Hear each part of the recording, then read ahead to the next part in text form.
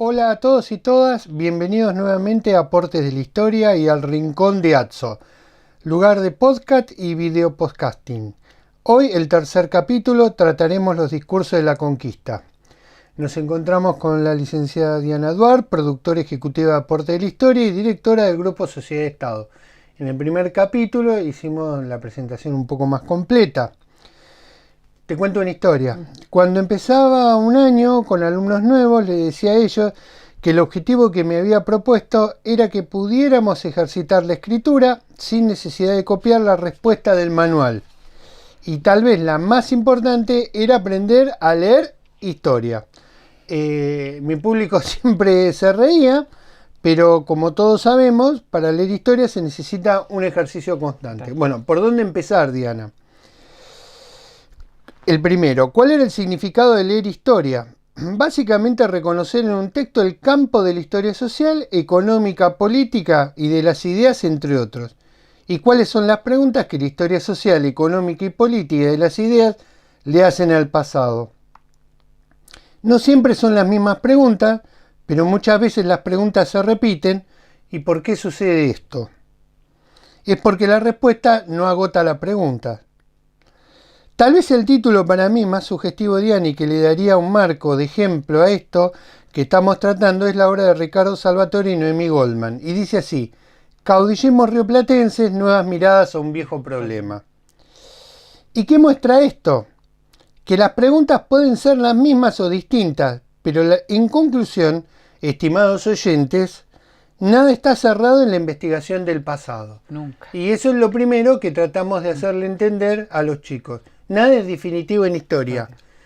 Siempre los historiadores lo que estamos haciendo es tratando de poder ver cómo observar de mejor manera un problema. Y esta forma de enfocar la cuestión problema, para mí, especialmente en el aula, que planteamos, nace al leer el texto de Mónica Fernández que había redactado para el ingreso al Colegio Nacional Arturo Humberto Illia, que depende de la Universidad Nacional de Mar del Plata, en torno a esta cuestión de reconocer el campo de la historia social, económica, política de las ideas y qué estudia cada uno, es donde los chicos empezaban a reconocer cada uno de estos campos. Dicho esto, te cedo ahora la palabra a vos. Muy bien. Muchas gracias. Bueno, hola a todos. Y tal como lo planteó Carlos, el ejercicio que proponemos hoy es reconocer los discursos explicativos en torno a la conquista.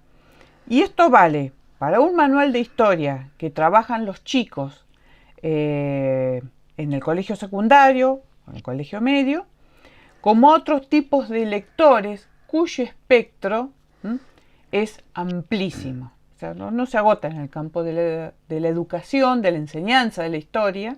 Ni de los historiadores profesionales. Ni de los historiadores profesionales, sino que hay, por supuesto, hay todo un campo de lectores muy inteligentes, muy ávidos, que hacen lecturas sobre historia.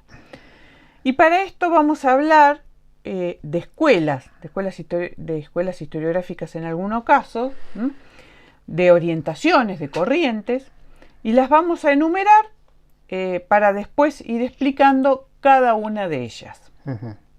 La número 1, la leyenda negra. La segunda, la denominada leyenda rosa.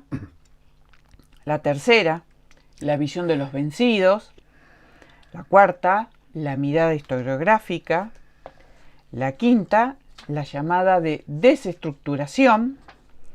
Y en esta síntesis bastante apretada, por último, la lucha por la supervivencia. Este va a ser un tema del próximo podcast, video podcasting, la lucha de la supervivencia. Nos vamos a adentrar a esta mirada. La leyenda negra, y podemos adivinarlo de una manera bastante rápida, por supuesto, enfatiza los aspectos negativos del proceso denominado conquista. En un primer momento y durante muchísimo tiempo se centró en condenar a España y posteriormente a esta condena se sumó, por supuesto, a Portugal, Inglaterra, Francia, a los Países Bajos. Estos últimos condenaban a España, pero también fueron incluidas en la tesis. O sea, ¿no? Nadie escapa, ¿no es cierto?, a la observación que se hizo sobre el impacto de la conquista europea en general para el continente. O sea perdóname que te interrumpa, estas potencias acusaban a España y después van a ser ellas mismas también acusadas de este mismo proceso. Exacto. Pero evidentemente hubo todo un juego de manipulación en la forma en que se englobaron estas condenas, ¿no? ¿Quién condenaba primero a quién? Entonces, esta tesis lo que buscaba era condenar y enfatizar los aspectos negativos de la conquista. Muchas a esta tesis la denominaron como tesis homicida o tesis del genocidio, y tiene un punto de partida, que es la obra escrita oportunamente por Fray Bartolomé de las Casas, que se titula Breve relación de la destrucción de las Indias Occidentales, redactada en 1552. Este es un texto, es un alegato y mantiene su vigencia como obra. Sin embargo, los historiadores toman con mucho cuidado este trabajo como fuente para explicar las consecuencias de la conquista. Sí, hay que decir que es un texto magnífico. Cuando uno lo recorre, la descripción de los acontecimientos, de muchos sucesos y de los personajes es casi una fuente de primera mano. De hecho, si me permitís, el texto de Bartolomé de las Casas, durante hasta el momento, vamos a decirle, del periodo de independencia de México, fue un texto que trató de ser ocultado, no visibilizado, porque exponía esta cuestión que mencionábamos antes. Y de alguna manera, a partir del momento independentista de México, el texto de Bartolomé de las Casas es revalorizado como una actitud de denuncia de esa nación independiente de quienes habían sido sus dominadores.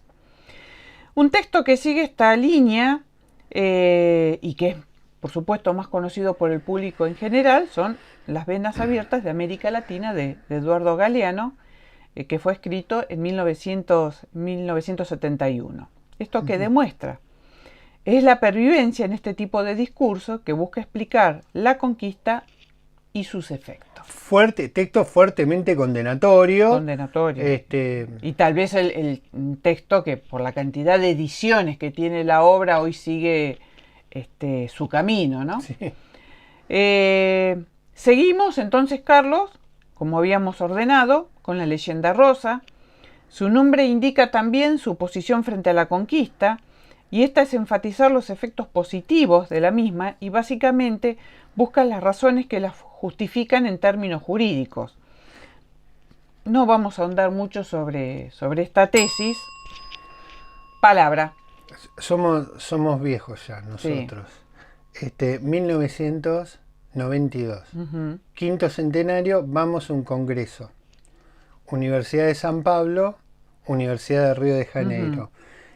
Sobre el quinto centenario de la conquista. En un contexto bastante interesante porque la universidad estaba profundamente movilizada con el tema de Collor de Mello. ¿Te acordás? El presidente Collor de Mello. Bueno, ahí llegamos nosotros. Teníamos un trabajo, ¿te acordás?, sobre el suicidio. Y lo que me llamó la atención, que había varias mesas donde discutían todavía este tema de la leyenda rosa y la leyenda negra. Pero no en clave afirmativa, sino en una clave fuertemente negativa, pero que iban reconstruyendo todos los textos que ayudaron a este debate, porque ya es un debate de 4 siglos. Exactamente. Prácticamente. Y causaba gracia cuando uno observaba, bueno, era tanta lengua que uno a veces hasta quedaba mareado, ¿te acordás, Diana? Pero bueno, hubo 2 o 3 mesas sobre este punto. Disculpame el recuerdo. Bastante encendidas. Claro, 5 siglos después se seguía discutiendo esta cuestión. Exactamente. Bueno, para concluir, todavía hoy en la actualidad vemos que continúan, en relación a esto que vos mencionás, estos encendidos debates entre quienes condenan y quienes defienden el proceso de conquista, pero en realidad en el campo académico estas dos tesis hoy ya prácticamente están como corridas y el debate pasa por otros andariveles. Sí, te tengo que decir que cuando uno va a observar una clase, los docentes utilizan, digamos, estas dos visiones, para hacer un juego de roles, ¿no? Unos condenándola y otros sosteniéndola, pero que lo que busca es desarrollar la argumentación. Estás a favor, estás en contra. Bueno. Es bueno. Es un clásico que uno observa en didáctica cuando toca ir a ver a un colega que está haciendo sus prácticas. Bueno,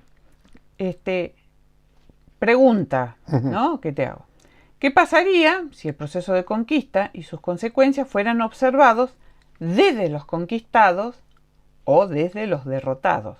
Y hay dos obras que tienen ese enfoque, que son La visión de los vencidos, de Miguel de Portilla, que fue escrito en 1950 para el caso mexicano, y la obra de Nastan Bastel, Los vencidos en los Andes.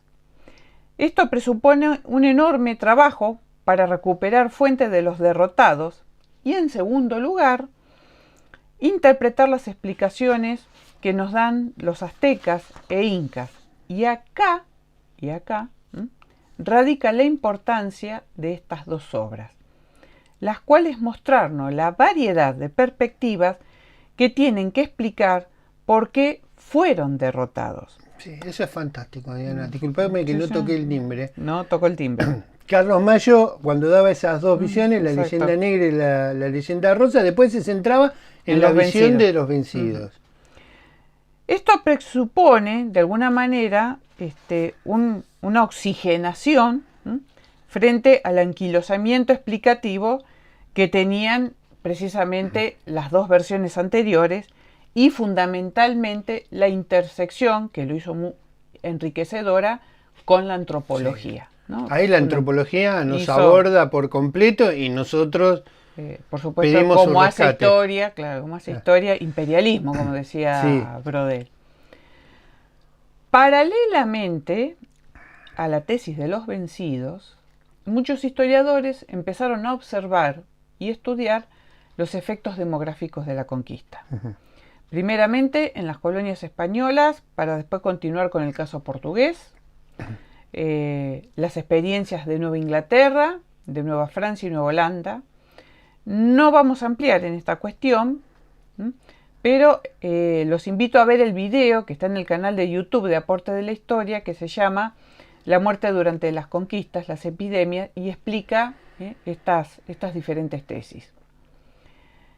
La siguiente mirada es la tesis sobre la desestructuración, planteada entre otros por Nastan Bastel. ¿Qué significa desestructurar una sociedad? Se pregunta y nos preguntamos. En algunos casos es eliminar las formas organizativas, económico y social que tenían los grupos originarios para imponer la del conquistador. Este es el caso, por ejemplo, tenemos el caso mexicano, en donde se eliminan a los calpulis, ¿no? Unidad organizativa típica del mundo. Y se organizan en torno a aldeas. Exacto. O sea, eso es una modificación, ese ejemplo, ¿no? De esto a lo que nos estamos refiriendo de la desestructuración. En el caso de los Andes, estas estructuras van a sobrevivir, como el caso de los Ailius Inca, pero fuera del contexto y de la lógica para la cual habían sido pensadas. La desestructuración total o parcial van a tener efectos sobre el proceso que va a desarrollar la conquista. Es importante señalar acá el peso de los antropólogos y de sus modelos teóricos, porque fueron un gran auxilio que de alguna manera oxigenó y le dio otras herramientas interpretativas a la historia. Y por último, hacia los años 90, fines de los 80, antropólogos y sociólogos empiezan a observar el fenómeno de la resistencia posterior a la derrota y qué significa la no aceptación de las reglas impuestas a estas sociedades, o al menos tratar de fingir su cumplimiento, ¿no? Eso daría para otro tema, para otra charla. Y es la lucha por la supervivencia. Tal, por ejemplo, lo plantea en un texto que para mí es, yo lo tengo entre mis 5 libros favoritos y al cual le vamos a dedicar un podcast de video podcasting. Un capítulo para ese texto. Para ese texto solamente, que me parece fundamental, que es la lucha por la supervivencia en la América colonial de los historiadores Gary Nash y David Sweet, que a mí me parece exquisito y muy rico. Así que, pero bueno, como vuelvo a reiterar, eso en una próxima entrega. Bien, Diana, te agradecemos. Pequeño repaso entonces, a ver si entendimos. Cuando yo leo un texto sobre la conquista, puedo encontrar diversas tesis interpretativas, o al menos varias en un texto, y tengo que reconocerlo. O sea, la idea es reconocer la tesis.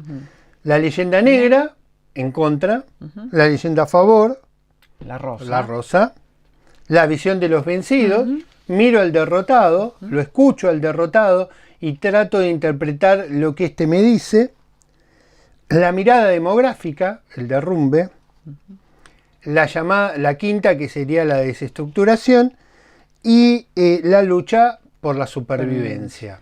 Bien, correcto. Bueno, queremos agradecerte de nuevo, Diana.